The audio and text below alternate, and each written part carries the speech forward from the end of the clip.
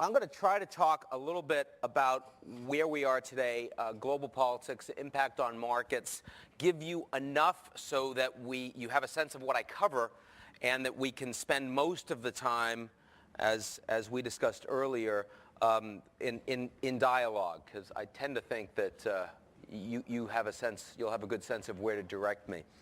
The rhetorical pretzel, did anyone see the piece in the Times today? One person.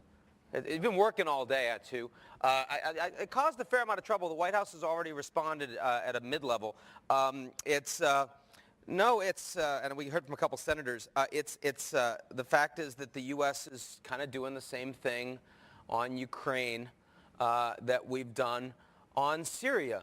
The opposition to Obama, it's kind of interesting, has been from, like, Senator McCain, for example, on both cases saying we need to provide military support to these guys who otherwise are going to fall down. And I don't think that's the problem.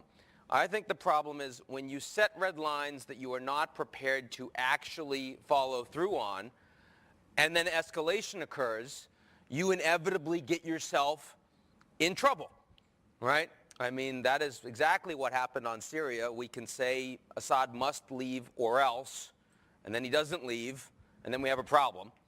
And you can tell the Russians, you must leave Crimea or else, and then they don't leave, and then we have a problem. I think or else, we may want to retire or else as a blandishment from a diplomatic perspective. It's not working so well.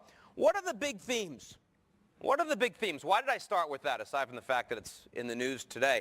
One big theme for all of you is foreign policy in decline. The U.S. is not in decline. The economy is not in decline. I was Davos this year. CEOs from all over the world want to bet more on the U.S. China wants to bet more on the U.S. They bought Smithfield. It's not because they need advanced pork processing technology. They don't. It's because the U.S. is a better place to park $5 billion for higher levels of consumption than Europe. Or if you're China, Japan, right? Or most of the emerging markets out there.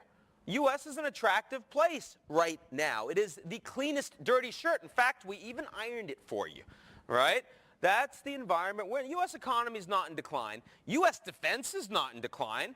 We spend more than the next 10 countries in the world combined militarily. We almost spend as much as the rest of the world combined. I know we have a sequester. I know we're going to reduce expenditures somewhat, but you just can't look credibly at the world order and say the U.S. defense is in decline. What you can say is U.S. foreign policy is in decline. The willingness and ability of the United States to make good on commitments internationally has taken very significant hits over the past years for lots of reasons. 1, most Americans don't want to do it. 2, second-term Obama foreign policy team broadly, including people like Jack Lew at Treasury and others, much weaker than first-term foreign policy team. 3rd, other countries out there distracted, American allies like Europe, right? A German-led Europe, much more economically focused, less geopolitically than a Britain or France-led Europe. And then 4, other countries not in Europe don't agree with us. So Obama came out and said on Ukraine, the international community agrees with us. Wrong. They don't. The G7 agrees with us. The advanced industrial democracies. The Indians said they would absolutely not play a role in isolating the Russians. The Chinese, we had a vote. We had an emergency meeting of the Security Council. You know what the Chinese said? Abstain. That's a really good model. Stay out. Americans, you want to put sanctions on the Russians? God bless. We'd love to do more energy business with Russia. That would work well for us, right? So you put all that together, add Snowden, right? And suddenly you have a United States which is not able to get what it wants internationally. And that impacts multinational corporations. If you're Lockheed Martin, you want to sell to Saudi Arabia, because that's where the new money is going to be. You're not going to get more out of the United States from defense, but you get markets in the Gulf. That was their most attractive growth market 5 years ago. Not anymore. Saudis are going to buy from France. The Turks are buying from China. Those relations are changing. You're a tech company. You're a credit card company. You wanted to do business in Germany. Suddenly, cloud computing doesn't work for you anymore. Where's your data? You giving it to the U.S. government? Prove to me you're not. Local data centers, going to cost you a lot more. Brazil, how about that? Right?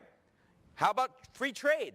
United States said Trans-Pacific Partnership, 40% of the world GDP, going to get done by the end of 2013. Nope, no it's not. Obama didn't go to the APEC summit in Bali. I don't blame him. You don't want to wear a batik shirt when the U.S. government is shut down in Washington. That photo op is bad. But I'll tell you something. Bill Clinton offered to go. Obama said no. Sent Kerry instead. Kerry doesn't really know Asia. Didn't go anywhere. South Koreans said that they were going to announce participation in TPP talks. When Obama didn't show up, South Korea said, no, we're not. That impacts. I was just in South Korea last week, met with President of South Korea, oriented more towards China today. That affects American companies doing business in South Korea? Absolutely does. And I tell you, it says something to the South Koreans and the Japanese. I heard this because it's not as if Obama doesn't use Clinton when it's important to Obama. When Obama ran for re-election in 2012, that was important to him. It was a top priority, right? So what did he do? He rolled Bill Clinton out, used him extensively, helped him win. The Asian allies understand that going to Asia and getting TPP done is much, much, much, much less important to the president than getting reelected. That says something to them about the level of commitment from the United States internationally. These things are important. So first big driver, United States foreign policy in decline. U.S. dollars doing well. U.S. companies domestically will do well. Lots of investment coming into the U.S. But the ability of the United States to drive outcomes it wants internationally and the impact that has on American multinationals doing business around the world and how they want to be branded globally as opposed to American, for example, that's having a real impact. So that's a big driver. Second big driver, emerging markets are not growing. Most of them are not growing very well. They're underperforming. It's not because of the taper in quantitative easing. It's not because China's slowing down. It's because the emerging markets are badly governed. Not all of them, just most of them.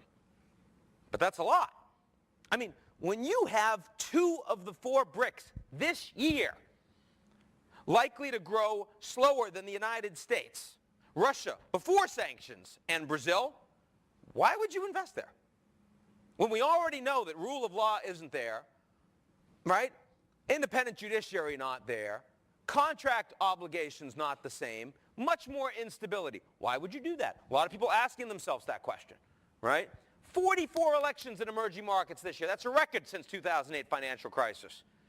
During elections, what happens in emerging markets? Populism. Doesn't go as well. Think about the headlines of negative governance in EMs this year. Think about how much poor governance in India has slowed their growth because no reforms that are pro-investment are going through at all in that country. Think about what happens when in Turkey you have a leader that's moving decidedly towards authoritarianism, who is undermining the legitimacy of the judiciary and the police forces that had been built over decades of European Union candidate membership status. And what does that do for the investment prospects of that country? Think about what happens in Venezuela when a democratically elected leader systematically mismanages the entire economy.